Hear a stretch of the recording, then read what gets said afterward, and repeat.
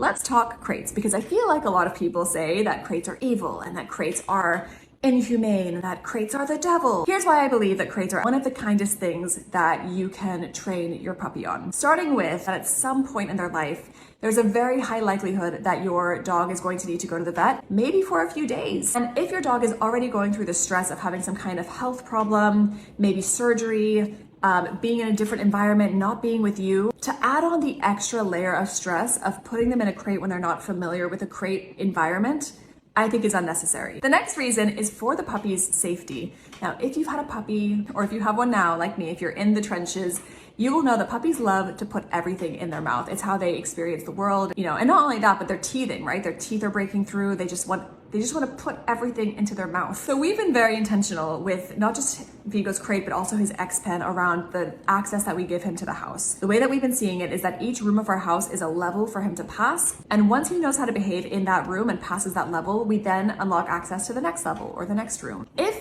Vigo didn't have anything to contain him, no X-Pen, no crate, I would be extremely unsurprised and nervous about him finding something that he shouldn't and eating it. Shoelaces, shoes, furniture, carpets, you name it, I'm sure he would try and put it into his mouth. And while this is frustrating from a personal belongings perspective, it's also dangerous for him as a puppy. I don't want to end up in a position where he's eaten something that he shouldn't have and I have to then rush him to the veterinarian ER to have it removed. This is where X-Pens and crates can be super valuable, and that's where we found a lot of value in it in terms of, as I said, making sure that he's ready to get access to different areas of the house before just like removing everything and just allowing him to free roam. Moving on to ways that the crate and the X-Pen have helped us as owners. First of all, with potty training. The crate in particular is such a powerful tool when it comes to potty training because puppies and dogs do not like to soil their own sleeping quarters. So if your crate's the right size, it's very unlikely that your puppy's going to do their business in the crate, which is such a helpful tool when you're potty training. Potty training was actually one of the things that Vigo did really well. I think the plan that we had worked really nicely for him, but the crate was definitely a core part of that plan. Moving on to the last thing that has been super helpful for us as owners with the X-Pen and the crate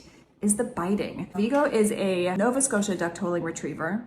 And my understanding is that retrievers are very mouthy, and we've definitely seen this with Vigo. He loves to bite, he loves to chew. I've literally still got scratches all over my arms from him. And the great thing is that the X-Pen allows us to create space between us and him whenever his teeth touch us. So our new thing is that whenever he bites, we leave him in his enclosed space and we leave the X-Pen area for 1 to 2 minutes and then we come back after. This has had a huge impact on his biting and reducing his biting. A lot of people write to me when I share that this is our approach to biting and they say, yeah, but the second that I stand up and leave, my puppy goes for my ankles. This doesn't happen if you have an X-Pen, my friend.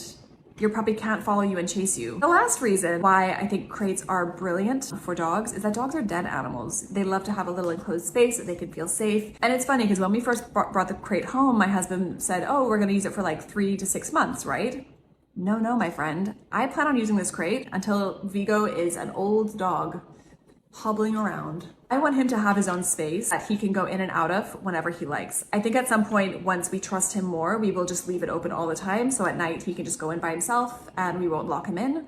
But for now, we leave it open during the day and at night we do lock him in. Or if we're leaving him unattended for like more than 3 minutes, we'll put him in the crate just to be safe. Actually, now that I'm talking about this, an additional benefit that we found of the X-Pen in the crate is that it has actually reduced his separation anxiety. There's a lot of contributing factors to separation anxiety is my understanding, and I'm just speaking on my experience as a dog owner. I'm not a dog professional, but I have found that by having the X-Pen, having the crate, and being able to separate ourselves from him, and us really being in control of when he has access to us instead of allowing him to just follow us around the house, it has forced him to get used to the idea that he can't be on our ankles the whole time. This is his space and that's our space. So even when we're watching TV, we don't allow him on the couch, we don't allow him into the living room yet, but that is him practicing separation.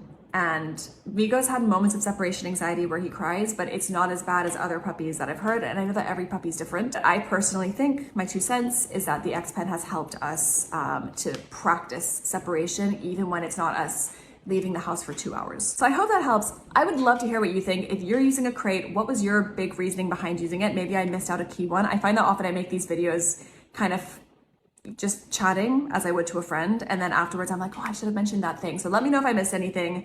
Let me know if you have any questions about our crate or how we crate trained. Happy to talk about that. As always, if you want to continue along on our journey in raising Vigo to be a brilliant family dog, hopefully make sure you give us a follow, and I'll speak to you again soon. Bye.